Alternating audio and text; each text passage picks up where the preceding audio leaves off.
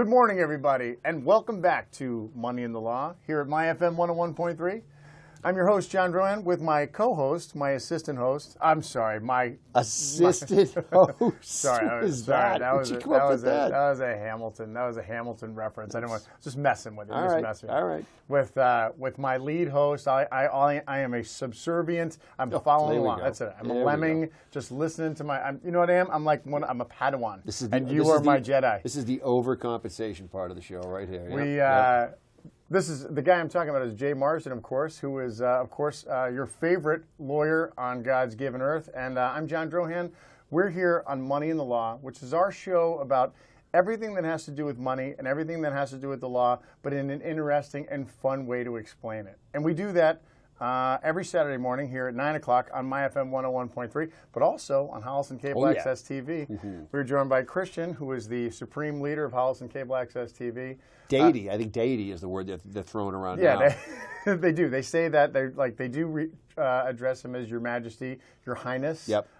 They have kind of like a very Buddhist vibe down there. That's kind of what you're getting down there. Like it's monarchical. It is. Yeah, that's right. So supreme. He's like a prince. One supreme God. It's one supreme. He shows up and he is a prince, not unlike Prince the artist, which we may be talking about today. Or maybe not. Sure. But so that's what we do. We talk about everything that, everything people are interested in. Sometimes they're too afraid to ask the question. Sure. Sometimes they're too shy. Sometimes they don't care, but really we kind of coax them into saying that you should care about this. And they, that things trigger in their mind like, well, maybe I should have some sort of an estate plan. Maybe I should have some plan if something happens to me to, take care of my children. Or maybe I should have some idea of what I want to do once I retire and how I'm going to pay for that. When I retire, how I'm going to pay for it. Yeah. All that stuff is what we cover in a 1 hour segment every segment every Saturday. And if you want to learn more about this, please contact the station at MyFM 101.3. Ask questions, send in questions. We're happy to talk about anything, pretty much anything.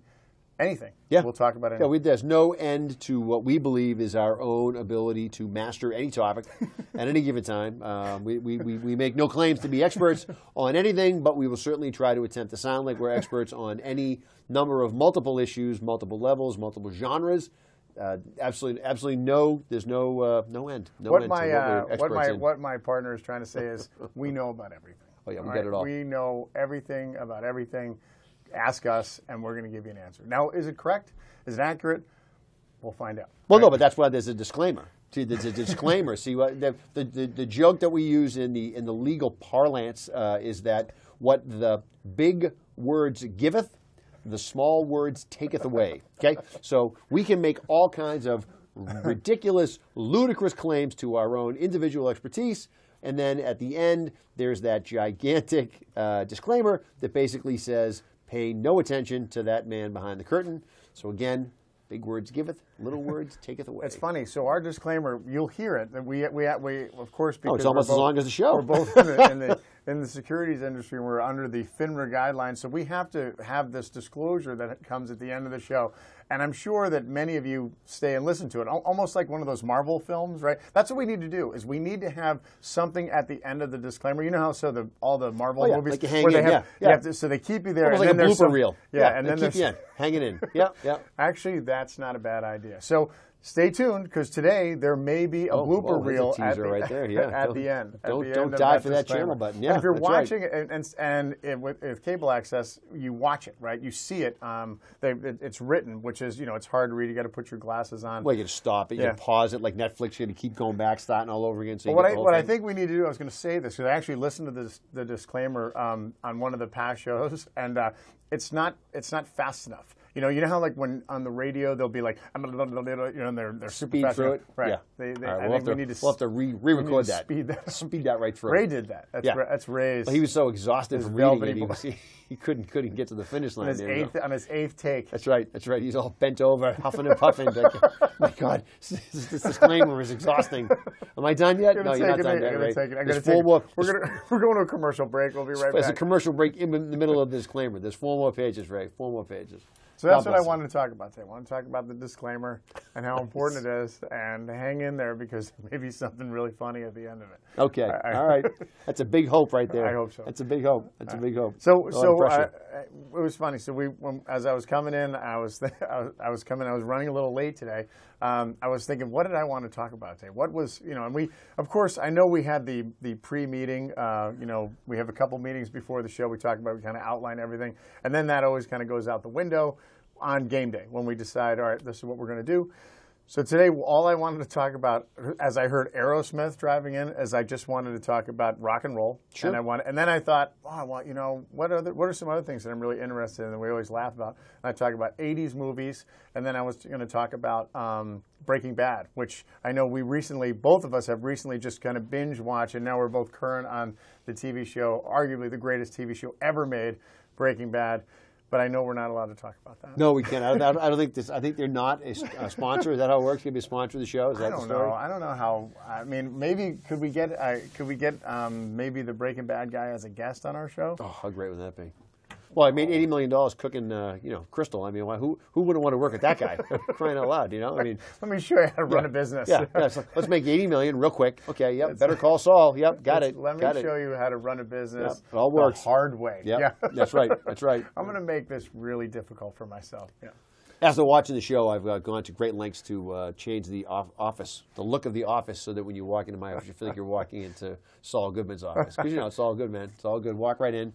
Big columns and, scripture all over not scripture, but script writing all over the walls of the Constitution, Bill of Rights, all that good stuff. Yeah, it's good stuff. For those of you who aren't familiar with the TV show Breaking Bad, Saul Goodman is the attorney, the crooked attorney, and I forget the actor's name. I should know this. We could maybe look at, one of our producers will look it up. And he's the attorney that shows up, and he gets involved with Bryan Cranston and and the whole Breaking Bad plan, and he is without a doubt my favorite character in the whole show. Now, for those of you who do know who Saul Goodman is, the attorney to my left, you're right on the camera. He is not Saul Goodman, so don't worry.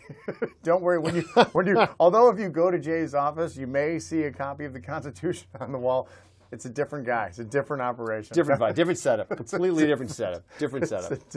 Different vibe. He runs a little bit different practice than Saul does. But as an attorney, the best quote in the movie is when they're trying to figure out what kind of attorney they're going to get, and the two guys are talking, and the guy says, "Well, you got to get a criminal attorney," and he goes, "We need a criminal attorney," and the guy goes, "No, we need to get a criminal attorney." and that's left to the interpretation. And then the rest of the show, as you watch it, you realize exactly what they meant by criminal attorney. So good, so great. And of course, Jay is neither. He's neither a criminal attorney nor is he a criminal attorney. That's what you say. I was not an attorney. You say that. No. He's just not that kind of an attorney. All right. We're not going to worry about that. So what did you want to talk about today? I just told you. We're talking about what you want to talk about today. Well, I know what you want to talk about today. So say it. Well, you were talking about music coming in. So I was reading an article the other day. We've touched on this in previous shows, but I still think it's fascinating, and I still think that we've joked about this before. The show, the concept behind the show is that we're standing around, yucking it up at a barbecue, talking about these types of issues, and everybody kind of gets like, that's not all that exciting, right? Yes, but then you say yes, it is, and then you talk about something that brings it home, right? That really kind of puts it in a real world example. That's right. Yeah, real world. There's a whole bunch of real world examples, but my most recent fun one is Prince Rogers Nelson, right? Yep. The great musician known as Prince. Yep. Okay, whose untimely death at what was he? 50. He was less than 50. 50-ish? 57? Is he older? Early 50s. All right, so we'll call it early 50s. Yeah, maybe mid 50, right? He's not much older than me and you. Not much older than the guys in this room. Okay, all right, with Christian's exception, because he's much older than Christian. But when you're the third deity Buddha of HCAT. Right. When you're crowned the crown prince of Wakanda, at age 12. That's what happens, right? That's tough. Yeah. So Prince Rogers, $200 million estate. I don't know. Isn't that even up for? It could be more than that, right? Sure, it could be more than that, right? So we'll round down $200 million. Call it $200 million. Right. All right. Do you think he had a will? Prince? Yeah. Of course he did. All he did was write. All he did was write music. So of course he was squared away in that sense. And then he had an estate plan. He had an estate planning attorney, like all those guys do, right? Has an attorney. He's got an accountant. He's got somebody totally squared himself away. So yes, he had a will. That's I vote yes. You vote yes? Okay. You'd be voting wrong. Okay. You'd be voting incorrectly. Okay. He did not have a will. Okay. And not only did he not have a will, but he had a sister, and he had a whole bunch of half siblings. Okay. So now, when you think about that, you say to yourself, "That's probably so easy, so easy to figure out, very straightforward, not complicated." Did they all live together? Right? They all lived. They all get along. They all get along. Thanksgiving together every year, no issues whatsoever. Twins. Right? Yeah, no problems. Right? Absolutely not. Right? And by the way, the sister and then the half siblings, those are the ones that the court just said, we think this is who you have. Right? We think this is actually who should be seated at the table. That doesn't even include all the people who didn't get a seat at the table, who kind of rolled in out of the woodwork. Yeah, right? Who said, "Oh, I was Prince's girlfriend. I was Prince's cousin. I helped write this piece of music." Right? I was Prince's quarter cousin. I was Prince's half cousin. I was right? Whatever it is. Yeah. So these people all show up and say, "Hey, guess what? I want to bite at this apple." All right. So here's a guy who clearly had something to leave behind, right? And I'm not talking about his 78 Corolla, right? Yeah. I'm talking about a legacy. I'm talking about, Did he have a Corolla? I think it was. It might have been. Was he a car older. guy? Might have been older. I was purple. Whatever color. It was just like color. Whatever was purple. So here's a guy with assets. Here's a guy with legacy. Here's a guy with royalties. Here's a guy with real estate. I mean, here's a guy that had some legit stuff, and he never gets around to putting a will together, right? And so, of course, like we tell every one of our clients, whether you're Prince or not Prince, don't you worry. The state has a process. Yeah, right. And what is it called? It's called probate. It's called probate. What kind of probate? Without a will. It's called intestate probate. Intestate probate. That's right. Yes. I want to say it the right way. Intestate probate. Now, means probate without a will. I'm just trying to say that because I'm trying to show off a little bit because I actually know some legal things. To the untrained eye. I'm trying to show off in front of the lawyer. To the untrained eye. Intestate. This happens all the time. Just for the listening audience, this happens all the time. There's always some financial guy, present company excluded, obviously, in our meetings who went to estate planning training. That's right. Went to estate planning. Usually very rarely, like a one day box lunch. They had a nice thing, got time out of the office. And then they're always very quick to say, "Oh, let me prove everything I know. Throw it out there. Everything I know, which is usually close. It's usually close, and close. Close is helpful. Close is helpful. I mean, they studied for the, they reviewed quickly for the quiz. I mean, it's part of the continuing ed. Part of the continuing ed. Do the estate planning. They're not writing a case study. No. That's right. No one's drafting a trust. No. Right. Yep. So I get the idea is so something happens. Prince checks out. Right. Nobody's expecting it. He checks out. So now his sister, his full-blooded sister, she says, "Hey, I'd like to be named as the executive of the estate," right? Because, I'm an individual, and I don't know what type of relationship she had with her brother, and I'm not sure she's in the music industry. But you know what? How much work could it be to name the sister, right, to handle the work? Right, the only full-blooded relative that is alive at this time, right? So, she could probably, now, I say this, I don't say this lightly, but, managing a $200 million probate matter, probably not a big deal, right? I mean, But I mean, okay, so let's just pretend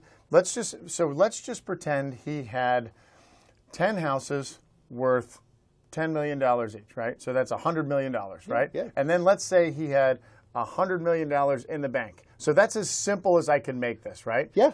Right? So that's, and even that is insane. Like, that is super complicated, especially if the houses were in different states, right, or even in different countries, right? Yeah. So that dumbs it down almost as dumb as you can dumb down $200 million estate. That's not what his estate was. His estate is like you said, like, and again, this is way out of my area of expertise, believe it or not. Like, royalties, like music, right? The whole music, and what is the rights of the Purple Rain music, or Purple Rain album, the Purple Rain movie, or what is that worth? Or what about, even better, what about all of the unpublished music? What about the music that they find in his house? Well, it's so funny you said that, because the way I understood from the reports that kind of came out after he passed away, the rumor is that he had, I believe, enough material hanging around at his Paisley Park studio that would allow him to put out an album a year for 100 years.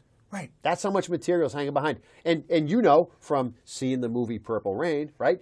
That he finds a box in the basement, and the box is full of written material, right? So guess what happened? Unfortunately, talk about real life, his sister would, if she was his executor, she would go into the studio and she would find, you know, reels upon reels upon reels. She'd have headphones on all day long and music, right? And somebody has to come in and you know, I'm going to kind of transpose this with somebody else's, you know, day to day, right? So, you know, somebody loses somebody, and they go to mom or dad's house, or they go to the relative's house, and they walk in, and there's all this stuff, right? And they have to what they call marshal the assets, right? You mean you got to wrap your hands around everything that's in here, right? You got to know what's there, and then you got to make sure that you basically secure what's there, because as you can imagine, you don't know what's in anybody's house, right?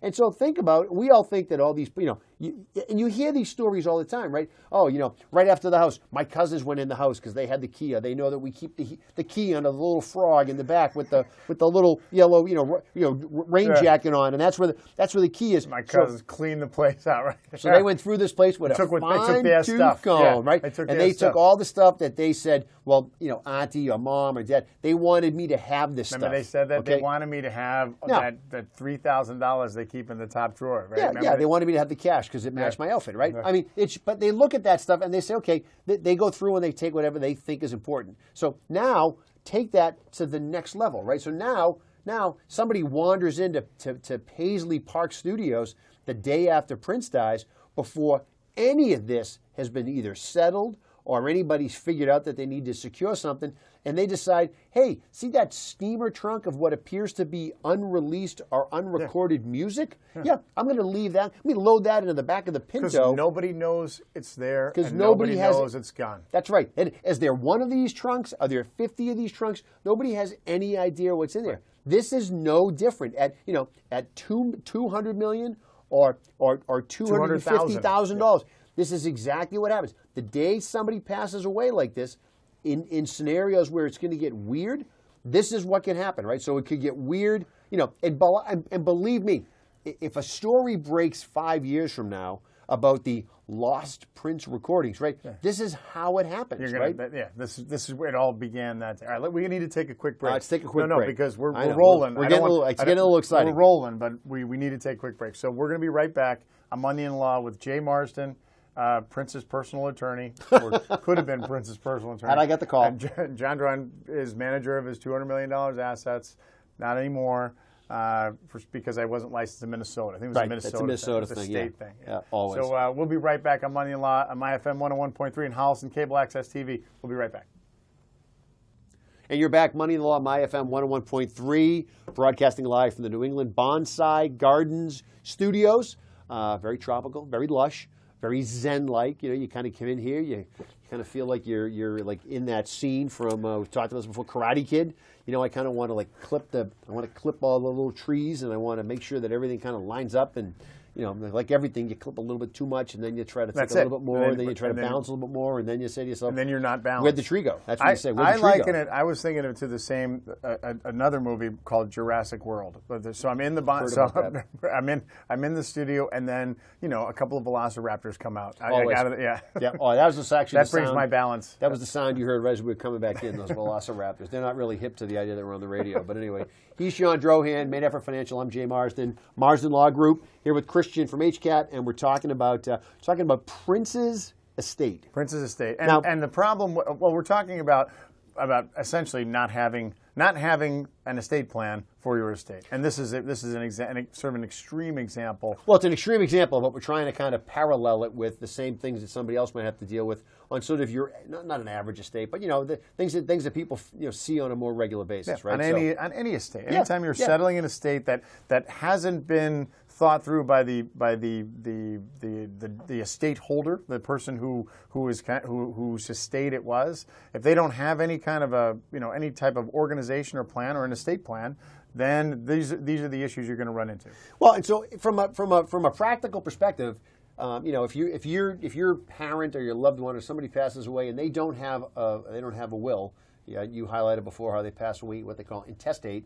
So that you as an individual are going to have to sit down and figure out, you said Prince is from Minnesota, so Prince is in, whatever county in Minnesota he's in, we'll make it up. Call it Suffolk County, so it's the same as here in Boston, right? So he's same as my old county. he's in Suffolk County, Minnesota, right? So what has to happen is, his sister wanted to be named as the executor of his estate. So what's going to happen? She is going to sit down and she's going to fill out a probate petition, right? And she's going to drop the same probate petition for the most part, in the probate court that you're going to drop if you have to do this for a family member. Yeah. Now, the difference is there's going to be a section of that probate estate form or that petition that says, what's the total amount of assets? And so if you're doing it for a loved one, it might say $250,000. Yeah. She did one for her brother. It said $250 million. So, okay? but remember, before she fills out that form, she has to listen to about 400 voicemails that are left on her phone from probate attorneys calling her saying, I'm very sorry for your loss. So sorry for your loss. My condolences. Yes, please give me a call. We specialize in former artists of the 80s that made movies. That is exactly what we specialize in. Please give us a call. Yeah.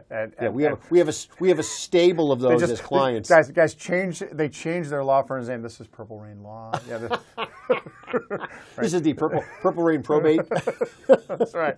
Oh, what? These what is going on? These must be my guys. Wow, it must be heaven sent. It must be heaven sent. Prince is guiding me here, right?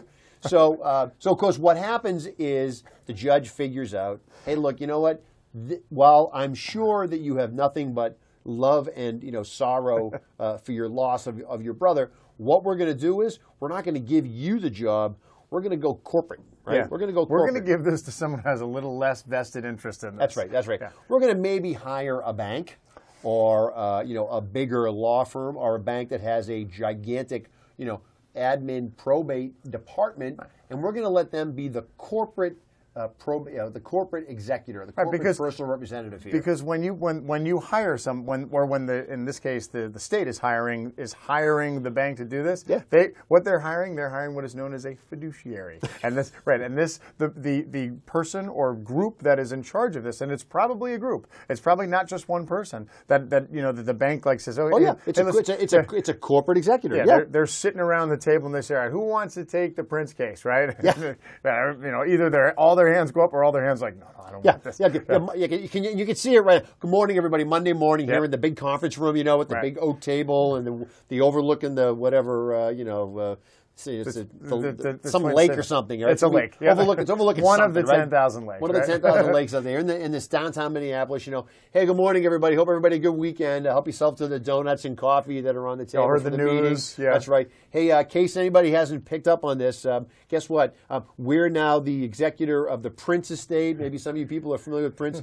Anybody in the room want to be part of this? Anybody who wants to work on this? Talk to Joan at the end of the meeting or Bill at the end of the meeting, and we'll see if we can pull some people together. I know you're all busy, right? And all you can hear is the swiping of calendars being deleted from phones and iPads because everybody's got nothing but time on their hands, right? Yeah. And it's funny, and half the people in there are dressed are made up kind of like the Revolution, like the band, I just happen to have really spiky hair and eye makeup on. Hey Jay, you always wear eye makeup on Mondays. Yeah, of course I do. Yeah, we're working a Purple motorcycle today. I love Prince. I'm all about it, right? All about it. So these guys are going to get the job, right? So they're going to get the job to say, look, we represent the estate, right? They're going to get the same job that you get as the executor of the estate, and it's this. And again, it's the roles and responsibilities are the same, right? You're doing the probate work for a loved one or for a family member or for your parents. You have to collect all the assets. You got to figure out where everything is, and the probate court is going to give you a piece of paper that says, hey, guess what? You have the authority to now basically track down all of where these accounts exist, some of which you may be familiar with, some of them you may know exactly where everything is, other things that may be a little bit of a fishing expedition to figure these things out. And guess what? These guys have the same exact job. Oh, Prince, you own a private island? Yeah, guess what? We are the executors of your estate, and now it's our job to figure out how we're going to get your private island out of just your name into the name of your estate. That's the job. Same job, take a bunch of zeros off, but it's the same concept, right? Mom and Dad had real estate. Mom and Dad had a Cape House. Mom and Dad had a place up in Maine. Your job as the executor is to walk in the door and say, I have now been given the authority by the probate court to distribute these assets to the heirs. And these are who the heirs are. The corporate people on the Prince side are going to do the same exact thing. Now, by the way, while that's going on, and you mentioned at the beginning of the show, there's still a bunch of heirs that are still fighting for recognition, right? So they're not going to get the job as the executor, but they're still clawing their way in there to get a seat at the table because, you know, hey, it's a big pie, a right? piece of 200 million? Yeah. I'll take that. Count me in. Yeah, 1/200th, I'm in. Count me in. I'm in, right? 2,000th, I'll Yeah, take. not bad, right? Not bad. So the same thing could be happening on somebody else's side. More modest estate, but you know what? Same issues. So, right, so this is, but if I understand this correctly, so the judge is like, you know, of course the judge isn't going to say, okay, Prince's sister who has no experience in this. And I mean, and when you talk about experience, like, because part of this is there's a valuation, right? There's a valuation of the property. So again, I go back to, I mean, if it was just real estate and cash, even that, that's not that difficult. You can get an appraiser to appraise the real estate if it's corporate real estate or whatever, and then cash is cash. But when you're talking about like the song, like all the music, all of that, all of the kind of industry specific stuff, that has to be in some, like you said in your example, if I find a box of music, like a box of literally of tapes or CDs of music, and it's just Prince, Prince, right? Like sitting in a hotel room with an acoustic guitar, and then just making up a song. Talking to like this, or he's talking to some, right? I mean, you hear, like when you listen to Elvis or the Beatles, the Saturday morning Beatles, all the outtakes. Yeah, and it's like those. I mean, that stuff, that alone, right? Just that tape alone could be worth money. Not much less the melody or the lyrics or the beginning music of a song that another artist could say, wow, that I could do something with. That's an original song. And hey, look, now I can turn it into my original song, and what's the number of that, right? So when the judge says, hey, you know what, not for nothing, I understand you have your best interest, but we need to bring in the big guns. We need to bring in the varsity team for this. That's right. It probably goes something like, no disrespect, this job is so over your head. But and they'll say, like, look, I mean, if it was me, right? Imagine if it was you or I, right? If it was me and Prince was my brother, and I would be like, I can't do this. I mean, and I know a little bit about money, but I couldn't begin to fathom to do that. Now, what certainly could have, in a lot of circumstances, what could have happened, right, is the judge says, hey, you know what, you're the sister, and let's assume that what you just mentioned works, right? Like, not, she's more than the sister, right? She was his business manager. She understood how his affairs were pulled together. She'd been working the books, and she was, intimately involved in the Prince empire, let's say, right? There's certainly a case to be made for, I can be the executor because I know everything that's going on. I know where all the bodies are buried. I know where all his, I know what his musical legacy is. I understand the valuation, or I also have access, or I'm comfortable going to people who could tell me. Sure. I need to hire and I'm experts. willing to undertake the task, but she's got to sell that to the judge, right? She's got to say, look, here's why, right? Here's why I think I can do it, and by the way, here are the people I'm going to call. Here's here's all my here's how I'm gonna like eat this elephant, right? That's right. And the judge will be like, look at it, and they'll do the court will do their research, and they'll be like, all right, this sounds, we can do this, or the court may say, right? The court could also say, okay, we're going to hire an outside, maybe like an assistant counsel or assistant, executor to kind of help you to overwatch this, to help you guide, so it doesn't get messed up. So and that's a great scenario, right? So the judge certainly could say, in the scenario where she really knows and understands the business and what's going on, the judge could certainly say, we're going to make you a co-personal representative or a co-executive with the corporate counsel, right? So that you can kind of help guide them, and they're not starting from scratch. And this way, she feels like she has a skin in the game. Now, on a more modest level, where this becomes an issue, and I've seen this happen before, where somebody says, my mom died, my dad died, they don't have an estate plan drafted up, and my brother wants to be the executor. And what you'll even see happen is you'll see somebody says, look, they just file the paperwork, right? And of course, everybody has to get notice. Same process that Prince's folks go through. They got to give everybody notice. So what happens is when you get the notice, and then, for example, on the paperwork, it says, what's the value of the estate, right? And they'll say, okay, personal property, pick a number, $10,000, right? That's what we think, all the knickknacks in the collection, and there's not a lot of money in the bank. But then you'll see somebody say, real estate, what's the value? $350,000. And you say, wait a minute, time out, all right? That's a multi-family property in a very hot corner of Boston's real estate marketplace. There's absolutely no way. Beacon Hill. That's right. That's right. That's right.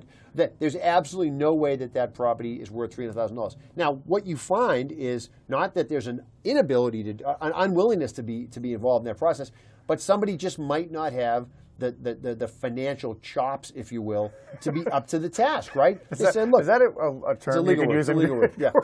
Your Honor, I feel that co-counsel does not have the financial chops to question this witness. but what you'd say is, look, how can this person act as the executor when they don't even have a sort of working understanding of the valuation of the real estate? Right. Now, do they have to get it right? Do they have to say, well, he said it was 1.1, it's really 1.12, right? Yeah. No, that's not what I'm talking about. But you do find situations where people say, I don't have the mental mojo to tell you that what something's valued at, what it's worth. Is a house worth $100,000 or is it worth $1 million?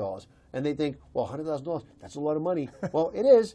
Is it more than $1 million? I don't know. It's close. It's a lot. No, it's not. No, it's not close. So, again, no disrespect meant, but some people just don't have the aptitude for a project like that. And that's not to say that they can't help in other ways, but there are some aspects of the job that might involve a little bit more heavy lifting than somebody might have available to them. Or it could just be intimidating to them, right? Like you said, like sure. like some people. I mean, you have clients. I have clients that are like, when you start talking about money and you start talking about like anything to do with like finance or money, these are my artists, right? These are the people like, I don't like thinking about money.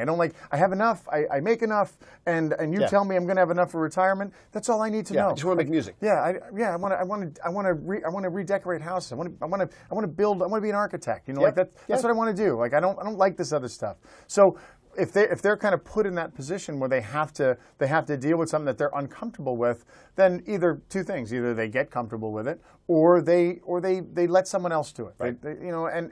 And probably again, because remember, if we look at the big picture.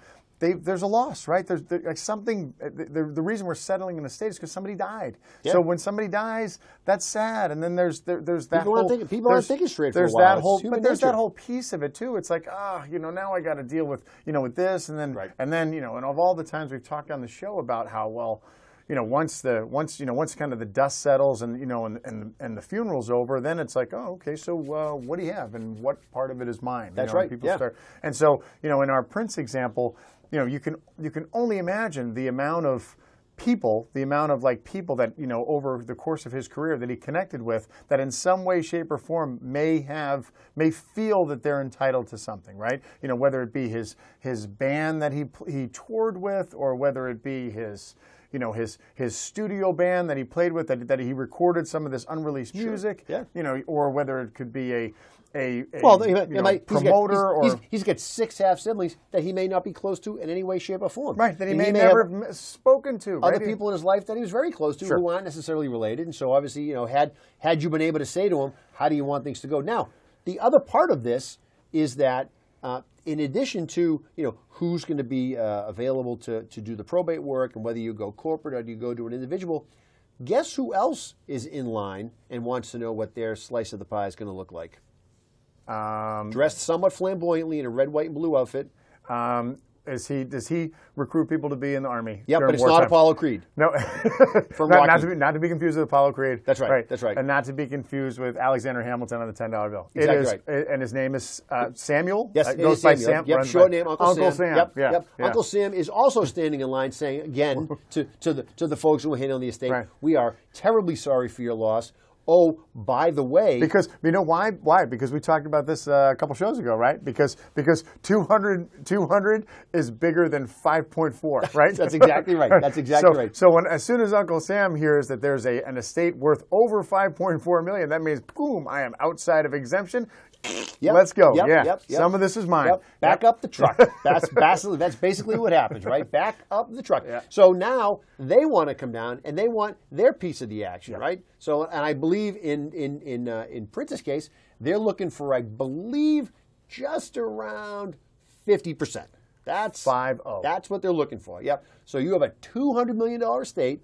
So you are going to slide 100 of it across the table to Uncle Sam, right? Who's sitting there the whole time trying to maintain not to laugh. Type of Yep. straight face. Yep. Like, I can't believe you had $2 million and didn't have an estate plan. Yeah.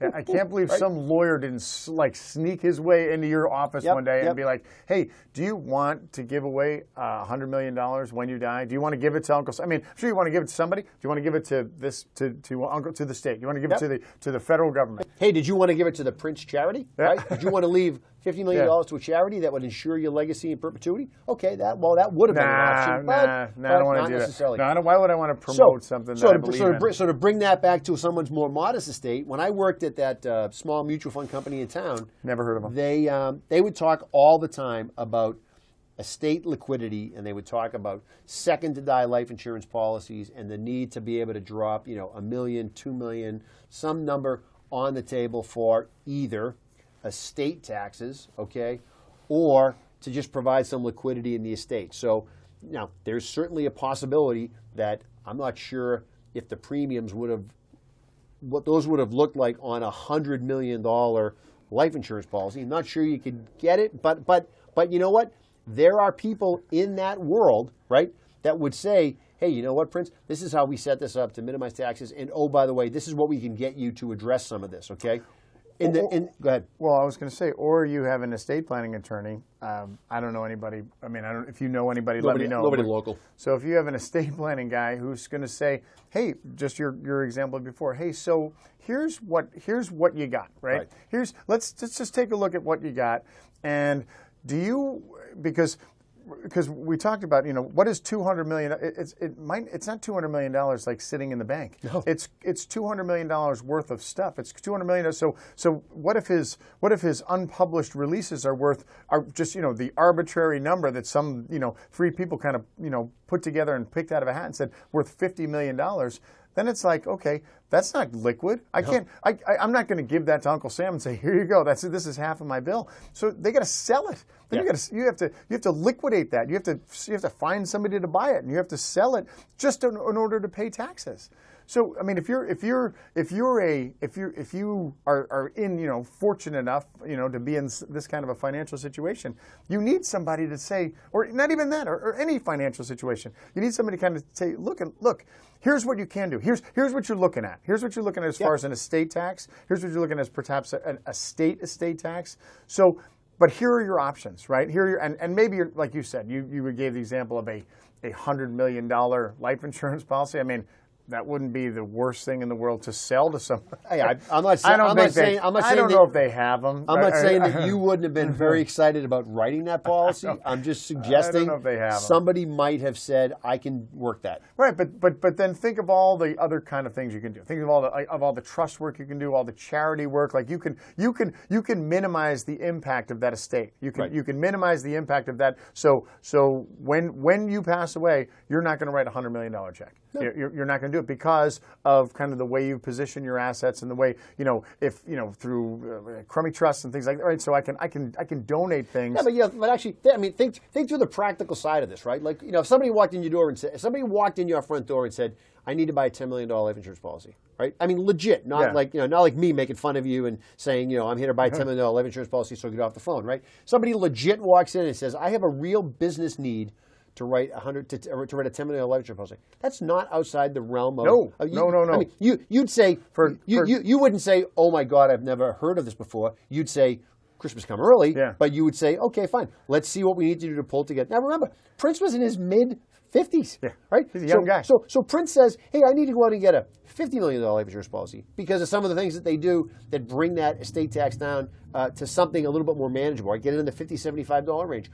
Lloyd's of London, some of these huge corporate insurers out there, they might say, we'll take that bet. They write those all day long, right? All day. Somebody buys a $600 million yacht, that thing might crash into a dock somewhere. Yeah. Somebody's writing insurance policies on that, right? All day. So the idea that that's outside of the realm of possibility is not outside the realm of possibility.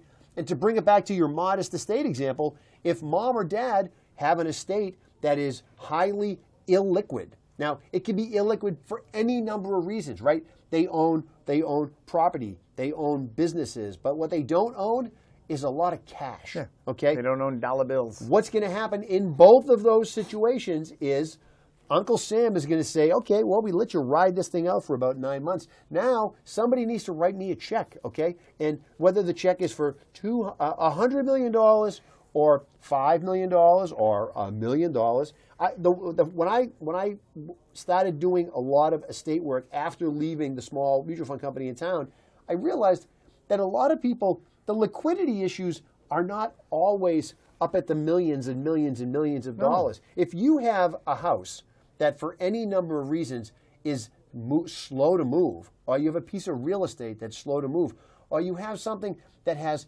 title issues, or that has structural issues, or that has problems, septic issues, anything that make this thing tough to move, and you still have to come up with some real estate, to come up with some estate taxes, nobody cares. Yeah. They're sensitive to your situation for about a nanosecond, and then they go, "That's great, but that's not my problem." Right, and maybe it's not a $1 million check. Maybe it's a $50,000 check. That's right. That's a big check. That's right. Yeah. Go That's write exactly a $50,000 check today. Go write one today, and your hand's going to shake. Yeah. That's real money, Yeah. right? And especially if it's like, oh well, I have to, what if I have to? What if it's between me and my siblings, and I say, all right, hey, listen, we all have to kick in $20,000 because to pay for the estate tax, for the state estate tax, and everybody's like, whoa, hold on a second, right? You know, I'm calling my sister. I'm like, hey, listen, I need you to, make the check out to send it to me, blah blah blah. And No. By the way, you're going to get some money down the road. Oh yeah, you get something. But right now, the estate tax we get to pay when we get is the this much septic money. fixed, after we pay to get the septic fixed in the house, to Right. get this, Get the exterminator in there, fix that structural beam deficit. Which, by the way, in addition to the check that you're going to write to get the septic fixed. In addition to the estate tax check that we have to write, we also need to fix all this other stuff in the house just so we can get the house sold. Yeah. So that's, again, you're going to front me another $75,000 on top of the 20 you're going to write me. Sure. You're going to get 500 maybe 8 months from now. So up until now, right now, just if somebody could come up with the money. Everybody's got that in the bank. Yep. So again, try to make the comparison here. Yeah, Prince has a $200 million estate with a $100 million problem. He, to your point, probably doesn't have $100 million sitting around in the safe. And then on the other side, if you have a couple of pieces of real estate and no liquidity, you could have, the problem feels the same, okay? Yeah. It's still painful, Sure. right? And so, by the way, what do you do in a situation like that? I can't get this piece of property offloaded fast enough because I got to write this check and I have to do these repairs to the other thing. Give it away. So you absolutely right. Give it away. You say, well, I know we could, if we did a little bit of work here, we might get, 500, but it's a fire sale and everybody wants out of it, so we're going to get rid of it. $3.99. $3.99. And it's going to go tomorrow, right? And Someone's there's going to write us a check. Yeah, that's right. Somebody's going to write us a check for cash. It'll be a cash deal. Yeah. I'll take on that headache, and out the door it goes. And you let it go for, we've sold some property for clients over the years, and we've let property go because the client said, look, I need to get rid of it. I don't have the money to fix it. So we're going to let it go. And I tell people, we've let houses go for $150,000 that with a little bit of work, might end up getting sold shortly thereafter for $300,000. Yeah. And why? Because the clients didn't have $35,000 to put in a new septic system. Yeah. So they did a cash deal, no title insurance, no mortgage insurance, no mortgage company, so the people can buy it. Then they put their own septic in, and then they sold the place, and they made some real money. Yep. And you talked about fast it before. money, $50,000 real money fast for money. 6 or 8 months worth of work. And then we've also let places go that, again, needed some work, and nobody was willing to do the work, and nobody had the liquidity. I'm not talking about having the money. I'm talking about having the liquidity, the ability to write a check to get everything moving. So, again, it's not always these big, gigantic, fantastical numbers. This is everyday real life. People are trying to figure out, how do I sell my mother's house if I don't have any money? And you know what? So when you're doing your estate plan, when you're sitting down with your advisors and you're doing your estate plan, that subject comes up. That subject comes up because you're going to say, okay, you know what? You're going to be under the $5.4 million or $11 million, exemption. So you're not going to pay a federal estate tax. But here's what the state's going to charge you. The state there's going to be the Massachusetts state death tax. So you're going to have to pay this. And let's say it's because it's above $1 million. So let's say it's you're going to at some point you're probably going to have to write a $30,000 to $40,000 check. where's that money going to come from, Yeah. right? Where's that, and it may be right here, right? Here's the money will come from. We'll liquidate these, these stocks or whatever, and so it's discussed, and we know the answer to it. But if they don't have stocks, like if they don't have stocks, and all they have is just this big house that they've had for the last 50 or 60 years that hasn't been sold in 50 or 60 years, and it's full of, I mean, God knows how much stuff is full. Oh, yeah. Yeah.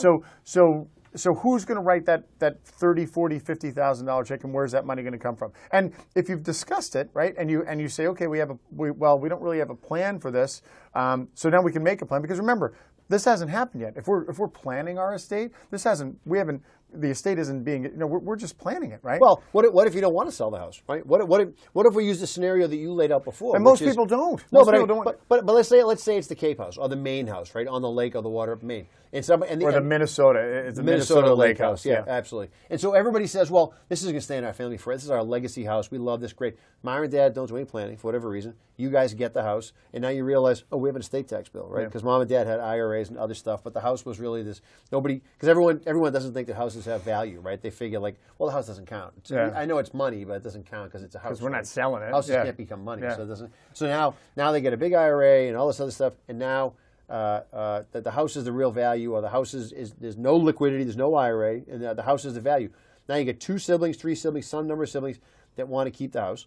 Now you got to come up with this tax check for the state, and then there's no money because nobody has any money. So now what do? You got to go to a bank. Yeah. Now you got to try to run through the gauntlet of can we get a home equity line, or can we get a mortgage on a house that 5 people own, and some people maybe have okay credit, some people have terrible credit, some people have kids in college.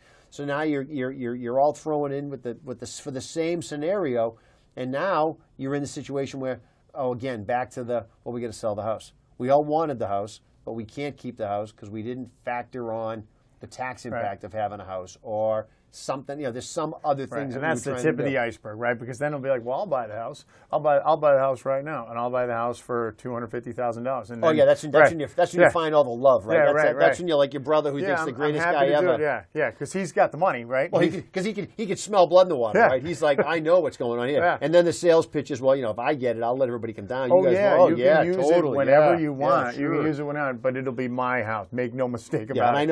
And I know I lowballed you all ridiculously on the property. $300,000. That's what any house on the water is always going to be under 3. Yeah, water doesn't equal equity. Water equals water in the basement. Bugs. Yeah, sand, septic issues. That's right. So again, too much sand. Too much sand down here at the beach. It's crazy. There's so much sand in my house. Have all the sand removed. You know why? Because I'm close to the beach. Have all the sand removed, please. So again, we're just remind everybody what we're talking about. This idea of these stories that are exciting, right? The Prince Nelson story, or the Elvis story, or the James Gandolfini story. These scenarios of people with massive amounts of wealth. It's just zeros. It's just zeros on a piece of paper. That's right. The issues are the same, right? So have you done your estate plan? Have you named an executor who could get involved and make decisions for you? Would a trust be a better way to hold your assets so people have the ability to access your liquidity? And do people understand, what your estate actually looks like? Listen, all right, if you learn nothing today, do your estate plan. Do an estate plan. Like, just make a plan.